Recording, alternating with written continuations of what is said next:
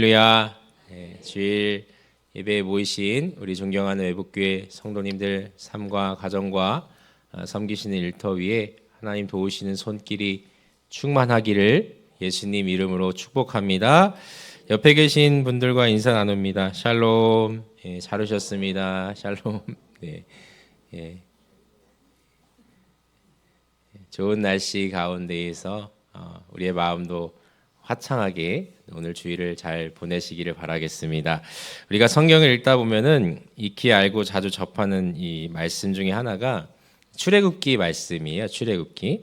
그래서 출애굽기는 교회를 다니지 않고 그 성경을 잘 모른다고 하더라도 그 내용이 대충 뭔지를 아시는 분들이 있어요. 여러 영상 매체 이집트의 왕자와 같은 아주 유명한 애니메이션이라든지 이 출애굽기의 내용이 자주 그러한 소재로 사용되기 때문에 이러한 출애굽의 내용에 대해서 아시는 분들이 있습니다. 여러분, 출애굽기의 중심 주제가 뭘까요? 중심 주제. 출애굽의 의미가 뭐죠? 출애굽. 애굽을 탈출하다. 이 이집트란 나라를 벗어나다. 이런 뜻을 가진 게 이 출애굽의 의미입니다.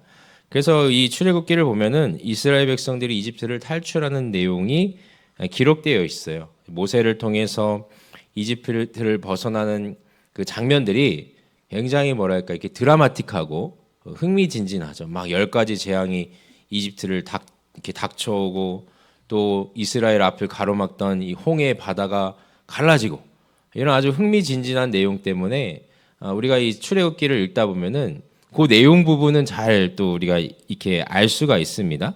근데 문제는 출애굽 이후예요. 출애굽 이후. 출애굽 이후의 내용에 대해서는 아마 교회를 다니시는 분들 중에도 이렇게 세세하게 아시는 분들이 많이 없을 것 같아요. 관심을 잘 갖지 못합니다. 왜 그렇죠? 출애굽 이후의 내용을 읽다 보면은 막 이제 어려운 내용들이 등장을 하기 시작하는 거예요. 막 이렇게 성막을 짓는 이야기가 등장하고 율법이 등장하고 성막에 들어가는 성물들의 그 세세한 내용들 이런 걸 읽다 보면은 점점 성경에 대한 흥미가 떨어지기 시작하고 말씀을 이제 그냥 출애굽까지만 읽게 되게 되는 것이죠. 이 어려운 이야기들이 이제 출애굽에 등장을 하는데. 여러분, 제가 출애굽기의 중심 주제가 뭔지 여쭤봤어요. 출애굽의 중심 주제. 출애굽기의 핵심 메시지가 뭘까요? 이 성경을 통해서 하나님께서 우리에게 전달하시고자 하는 이 출애굽기의 핵심 메시지가 뭘까? 사실 이스라엘 백성들이 이 이집트를 벗어나서 여러 가지 기적들을 체험하는 이 출애굽의 사건은 출애굽기의 서론입니다. 서론. 그러니까 출애굽기가 전하고자 하는 핵심 메시지의 도입부인 거예요. 그래서 우리가 출애굽기를 읽을 때 이 출애굽 사건까지만 성경을 보면 영화나 드라마를 볼 때에 그냥 등장인물 소개하는 정도만 파악을 하는 것입니다. 이 출애굽기의 이야기를 통해서 아주 흥미진진한 이야기를 통해서 하나님께서 전하고자 하는 이 본론, 핵심 메시지는 따로 있습니다. 그게 뭘까요? 궁금하시죠? 궁금하셔야지 이제 제가 다음 그 순서로 넘어갈 수 있어요. 궁금하시죠? 그럼 이 내용을 중심으로 말씀을 나눠보도록 하겠습니다. 출애굽기의 내용을 이제 사건의 순서대로 다시 생각을 해보면 창세기 말미에 가서 보면 출애굽기 앞에 말씀이 창세기죠. 창세기 말미에 가서 보면은 이집트의 총리가 된 이 요셉이 자신의 가족들과 이제 이스라엘 부족원들을 이집트 안으로 들어와서 살게 합니다. 그 이야기가 쭉 나오죠. 그러면서 이스라엘 사람들이 이집트 안에서 점점 시간이 지나면서 번성하기 시작해요. 그러다가 시간이 쭉 흐른 뒤에 이집트의 왕으로 집권한 이 바로 왕조가 자국민 보호 정책을 강화합니다. 이게 무슨 의미냐면은 자국민들을 더 우대해 주는 거예요. 그래서 이방인들, 이집트 안에 살고 있는 이방인들을 쫓아내거나 혹은 노예로 부리기 시작해요. 그럼 이집트 안에 살고 있던 이스라엘 백성들도 마찬가지로 이방인이었죠. 그래서 이스라엘 백성들이 고된 노역에 참여하게 됩니다. 노예의 사역에 이제 강제징용을 받게 되는 것이죠. 그런 고통의 소리를 하나님께서 들으시고 하나님께서 누구를 보내시죠? 모세를 보내셔서 모세를 통해서 이 이스라엘 백성들을 이집트로부터 구해내는 것, 이것이 출애굽기 15장까지의 내용이에요. 근데 이 내용까지는 우리가 잘 아는 내용이에요. 근데 그 다음부터가 중요합니다. 출애굽 이후의 과정을 우리가 잘 이해해야 하는데, 애굽을 벗어난 이 이스라엘 백성들이 이제 광야에서 생활을 시작하죠. 때때마다 하나님께서 먹여주시고 필요한 것들로 공급해 주십니다. 그러면서 출애굽기 19장에 가서 보면은 하나님께서 이스라엘 백성들을 시내산으로 인도하세요.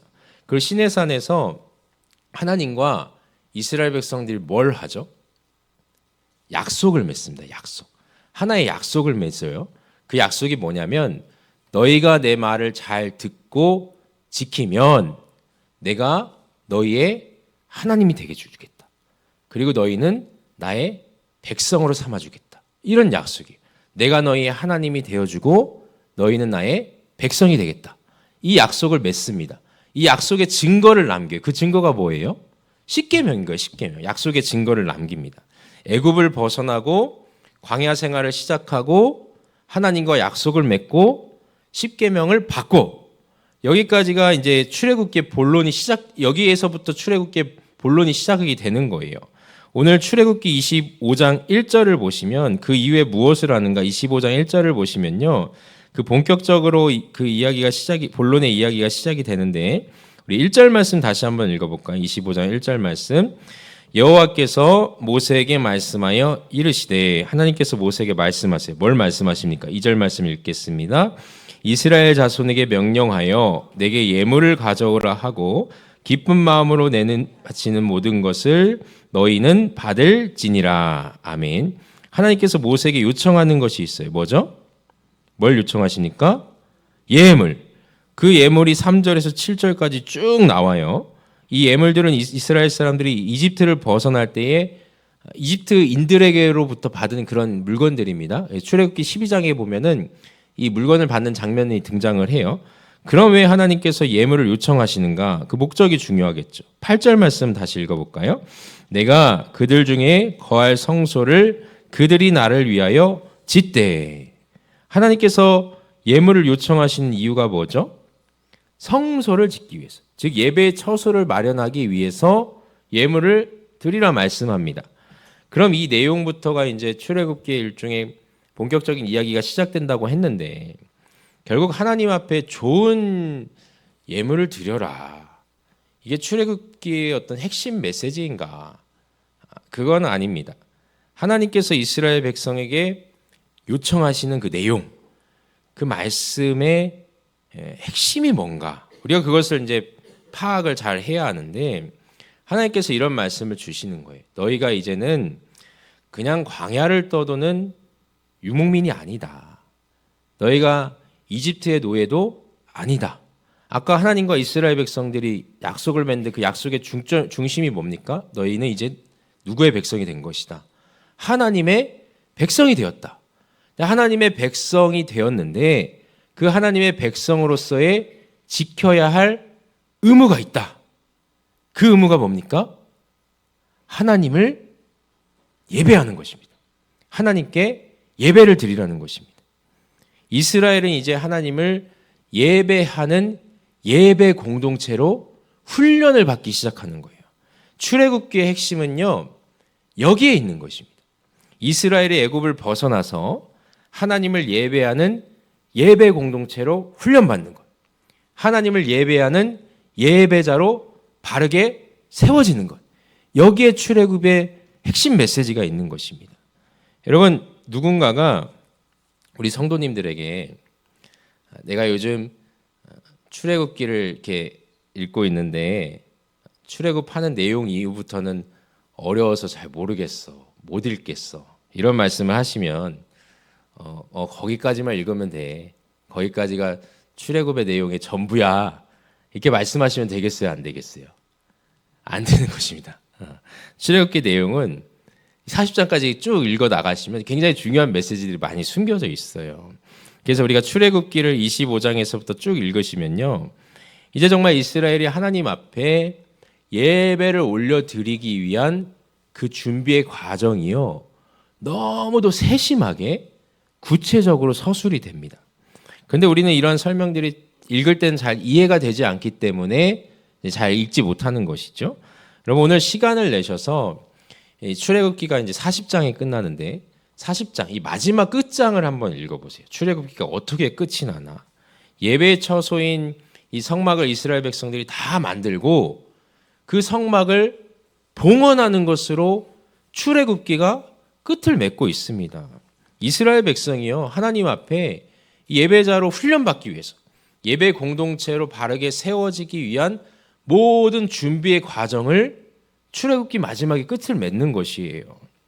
여러분 잘 기억해 주시기 바랍니다. 출애굽의 사건은 끝이 아니라 시작인 거예요.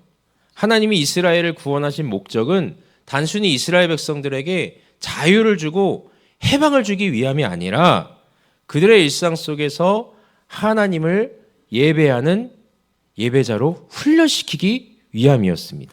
출애굽기의 중심은 출애굽의 사건 속에서 일어난 여러 가지 기적에 있는 것이 아니라 그들의 일상에서 훈련하는 이 예배에 있는 것입니다. 예배. 그러면 이런 궁금증이 생기죠. 왜 예배인가? 하나님께서 이스라엘 구하신 이후에 왜 가장 먼저 예배를 훈련하게 하시는가? 왜 예배를 드리게 하시는가? 그 이유가 궁금해지죠. 두 번째로 이것을 좀 생각해 보겠습니다. 잘 아시다시피 이스라엘 백성은요, 이 애굽 안에서 오랜 세월을 보냈어요. 추정하기로는 약 430년을 애굽에서 살았습니다. 여러분 우리가 다른 나라에 가서 한 10년만 살아도요, 그 문화와 방식에 익숙해집니다. 우리 자녀가 만약에 타국에서 태어나면 외형은 한국 사람일 수 있으나 모든 삶의 방식과 그 문화와 언어는 그 나라 사람인 거예요. 그런데 이스라엘은 애굽에서 400년 이상을 살았단 말이죠. 어땠을까요? 이스라엘 사람들이 애굽에서 400년을 살았어요. 그냥 애굽 사람인 거예요. 이집트 사람인 것입니다. 애굽의 종교, 문화, 법, 가치관, 질서, 생각하는 방식, 세계관 모든 것들이 애굽의 질서와 법에 익숙해져 있었을 것입니다. 아마도 자신의 조상들이 섬기던 이 야훼 하나님에 대해서 잘 몰랐을 거예요. 이 이스라엘 사람들이요. 그래서 이집트 나일강의 하구에 이 델타 지역이라는 그 장소가 있어요. 이집트 이제 그 나일강 하구에 보면은 보통 그 강 하구에 이 퇴적물이 쌓이면 삼각주라는 지형이 형성이 되죠. 이 삼각주 지형을 델타 지역이라고 부르는데 이 델타 지역에서 이 이스라엘 사람들이 출애굽 당시에 그곳에서 머물렀을 것이다. 그곳에서 거주했을 것이다. 그렇게 추정을 해요. 그런데 이 델타 지역에서 이집트 신의 신상들이 대량으로 발굴됩니다. 여러분 이게 뭘 의미하겠어요? 이스라엘 사람들이 이집트 안에 거주할 때에 뭘 섬겼다는 것입니까? 이집트 신을 섬겼다는 거예요. 그 지역에서 똑같이 이집트 신을 섬겼다는 것입니다. 출애굽기 32장에 가서 보면은 이 모세의 형제라 불리는 아론이 황금 송아지상을 만들죠. 여러분 아론이 송아지상을 만들 때에 자기 상상력을 의지해서 만들었겠습니까? 다 이집트 안에서 보고 배운 거를 그대로 따라한 거예요. 이처럼 이스라엘은 삶의 방식, 가치관, 신앙 모든 삶의 기초가요 애굽의 질서 안에서 그 사람들이 살아가던 방식 그대로 길들여진 상태였다는 거예요. 그래서 광야로 나왔지만은 뭐가 중요한지, 우리가 앞으로 어떻게 살아야 하는지, 어떤 삶의 방향과 가치관들을 가지고 우리가 이 광야 생활을 해야 되는지 이런 것에 대해서 갈피를 못 잡았던 것이죠. 그래서 하나님께서는 그들을 광야로 인도하신 후에 가장 먼저 예배를 훈련시키십니다. 예배를. 왜 예배입니까? 아주 중요한 이야기입니다. 예배는 잘 들으세요. 예배는 단순한 종교 행위가 아닙니다. 예배는 우리 그냥 일주일에 하루 이 시간 1시간 모여가지고 시간을 보내는 그런 자리가 아니에요. 하나님께서 원하시는 예배는요, 우리의 삶의 기초들이, 우리의 삶의 질서들이요, 이 예배를 통하여서 다시 하나님 중심으로 재정렬되기를 원하십니다. 여러분 가정에서, 직장에서, 삶의 자리에서 막 어긋나고 삐거덕대고 질서를 바로잡지 못했던 그 삶의 모양들을 하나님을 기준으로 다시 좀 점검해보고 조율하고 재정렬하고 고치는 자리가 이 예배의 자리라는 거예요. 하나님께 우리가 온전히 집중하면서요, 일주일 생활의 기초들을 좀 다시 돌아보고 회개할 것이 있으면 회개하고 우리 영적 상태를 점검할 것이 있으면 점검하고 결단할 것이 있으면 결단하고 감사할 것이 있으면 감사하는, 그것이 예배의 목적입니다. 여러분, 우리가 예배 시간에 뭘 하죠? 예배 시간에 뭘 합니까? 찬양하죠. 찬양은 하나님의 이름을 높여드리는 것입니다. 기도하죠. 기도는 우리의 마음을 하나님 앞에 드리는 것입니다. 봉헌하죠. 봉헌은 우리의 삶의 최고의 가치라 여겨지는, 이 시대의 최고의 가치라 여겨지는 이 재물을 하나님께 다시 돌려드리는 것입니다. 말씀 듣죠. 말씀은 우리가 하나님의 기준이 뭔지, 하나님의 뜻이 무엇인지를 경청하는 자리예요. 여러분, 이 예배의 모든 과정과 순서들이 왜 있겠습니까? 우리의 흐트러졌던 이 삶의 이 방향들, 그 중심들을 다시 하나님께로 이렇게 회복시키고 치유하는 자리가 이 예배의 자리라는 거예요. 우리 몸의 관절과 막 뼈마디들, 이 근육들이 상하고 어긋나고 다치면 여러분 뭐 하죠? 병원 가셔서 뭐 하세요? 물리치료 받든지 뭐 도수치료를 받든지 하시잖아요. 예배도 마찬가지입니다. 어긋난 우리의 삶의 모양새들이 다시 제자리로 찾아갈 수 있도록 회복시키는 자리가 예배의 자리인 거예요. 그래서 애굽의 질서 아래 파라오의 이 법 아래에서 익숙해졌던 이스라엘 백성들을 하나님께서 광야 가운데로 이끌어내시고 그 삭막한 아무것도 없는 자리에서 성막을 세우셔서 예배를 훈련시키는 것입니다. 그들의 삶의 질서가 오랫동안 익숙해졌던 그 애굽의 질서를 버리고 다시 하나님 중심으로 올바르게 세워질 수 있도록 도와주시는 것이죠. 이것이 예배의 능력인 것입니다. 사랑하는 우리 성도 여러분, 우리가 이 예배의 목적을 바르게 알고 예배의 자리로 오시면요, 하나님께서는 우리의 무너진 이 삶의 질서들을 하나씩 하나씩 다시 세워주실 것입니다. 그러니 내 삶에 무언가 복잡하고 엉켜버린 부분들이 있다면 저는 그렇게 부탁드리고 싶어요. 예배의 자리부터 다시 세워주시기 바랍니다. 예배의 자리부터 다시 세우시기 바랍니다. 여러분, 예배의 자리가 든든하게 세워지면, 예배의 능력이 우리를 채우면 우리의 삶에 어긋난 모든 무질서함은 하나님께서 바르게 세워주십니다. 이것을 우리가 믿어야 됩니다. 우리의 신앙도 그렇고요, 모든 삶의 기초도 그렇고요, 예배로부터 시작하는 거예요. 예배로부터. 여러분, 우리의 신앙이요, 이렇게 흐려지고 뭔가 열심히 사라질 때 가장 먼저 소홀해지는 자리가 어디입니까? 예배 자리예요. 사탄은 우리 예배 자리부터 흔듭니다. 예배 자리가 흔들려 버리면 우리의 삶의 자리도 흔들려 버리는 것이. 그러니 그 순서를 다시 거꾸로 해서 우리의 삶의 자리를 세우고 싶으면, 그 질서를 바르게 다시 좀 고치고 회복시키고 싶으면 예배의 자리를 다시 회복하시기 바랍니다. 예배의 자리를 통하여서 우리의 삶의 질서를 회복하시고 하나님 앞에 은혜를 얻으실 수 있는 우리 귀하신 성도님들 되시기를 권면드리고 부탁드립니다. 그럼 왜 예배인가? 이 다음에 생각해 볼 것은 예배의 방식입니다. 방식. 하나님께서 자신의 사랑하는 백성들로 하여금 어떻게 예배드리게 하시는가? 제가 그 페이스북 아시죠? 페이스북이라는 SNS를 종종 봐요. 저는 뭐 글을 올리지는 않고 그냥 이렇게 정보 수집 혹은 이 설교의 그 어떤 그 뭐랄까요 자료와 그 통찰을 얻기 위해서 페이스북 글들을 좀 종종 보는데 지금 현재 사실 우리가 가장 걱정하는 것 중에 하나가 전쟁이잖아요. 전쟁. 이스라엘과 레바논 또 이제 그 중동에서 이란과의 미국과의 전쟁으로 인해서 국제 정세가 많이 어렵고 힘든 상황 가운데 있습니다. 근데 이스라엘에서 거주하시고 한인들을 돌보고 계시는 이 목사님의 현지의 상황들을 페이스북에 올리세요. 그럼 제가 그걸 좀 자주 보는데 전쟁 중이라 예루살렘에 막 밤낮 없이 이 사이렌이 막 울려대고 막 교회 예배당에 미사일 이 중간 하늘에서 이 폭파돼 가지고 그 파편들이 교회 예배당에 떨어져서 지붕이 훼손되고 이런 이야기들을 올리셨어요.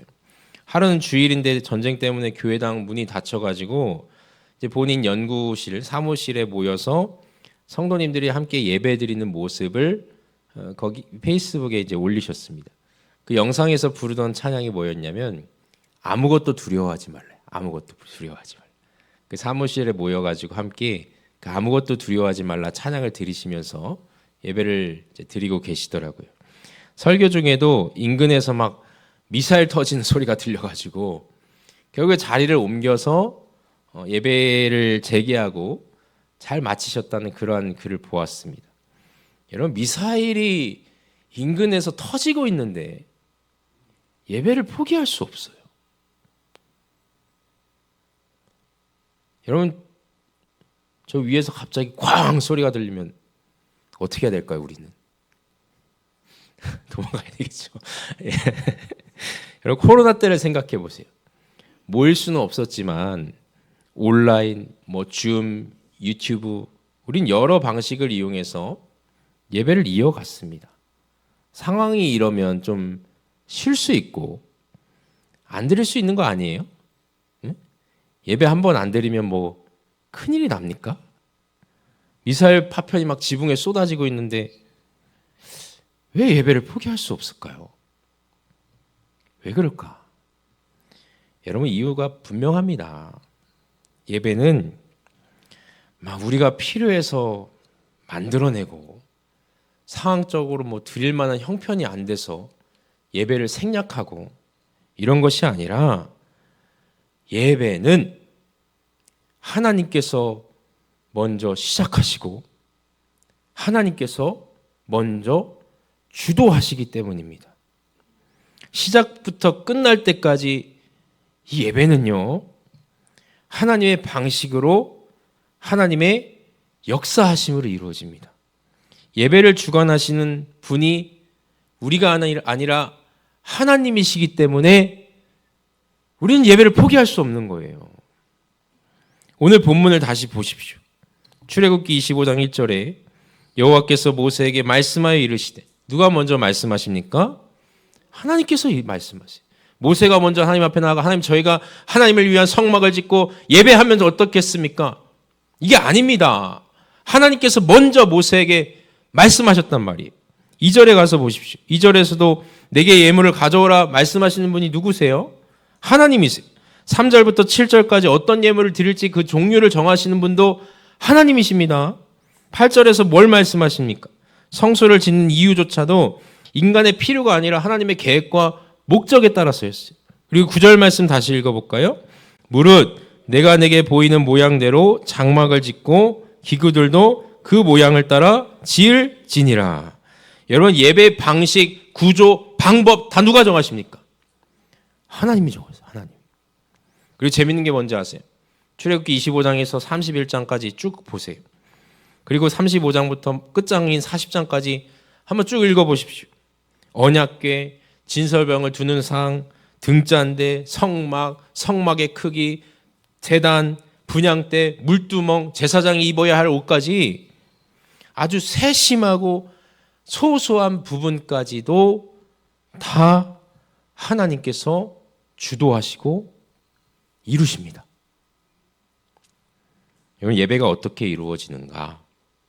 예배는요 하나님께서 시작하시고 하나님께서 방법을 정하시고 하나님께서 이끌어 주시는 방향대로 드려지는 게 예배입니다. 광야에서 성막을 짓게 하신 것도, 전쟁 중에 예배를 드리게 하신 것도, 코로나 상황 속에서도 예배를 이어가게 하신 것도 결국 하나님께서 자기 백성을 예배의 자리로 계속 부르시기 때문이에요. 이건 우리의 선택이 아닙니다. 여러분들 이 예배의 자리로 나오신 것은 우리 좋으신 하나님께서 우리 성도님들 사랑하시기 때문에 이 예배의 자리로 불러주신 것입니다. 이렇게 믿으시기 바랍니다. 우리는 주의 성소로 모일 때요, 하나님께 힘입어 모이는 것입니다. 하나님께 힘입어서. 미사일이 위에서 터지고 있는데 예배를 드릴 수 있는 용기와 마음이 대체 어디서 생길까요? 사랑하는 성도 여러분, 지금 우리가 드리고 있는 이 예배의 자리는 제가 여러분들을 초대하는 자리가 아닙니다. 제가 여러분들을 초대하는 자리도 아니고 또 제가 시작하는 자리도 아닙니다. 오해하지 마십시오. 예배는 하나님께서 시작하시고 하나님께서 주도하시고 하나님께서 끝을 맺어주십니다. 예배의 방식은 시작에서부터 끝날 때까지 다 하나님께서 이끌어 가십니다. 다. 그런 의미에서 우리 성도님들께 부탁을 드려요. 조금 더 나의 예배의 태도, 예배를 대하는 나의 마음, 그 진정성, 예배의 의미, 이것을 한번 좀 돌아보셨으면 좋겠습니다. 다시 점검해 보시면 좋겠습니다.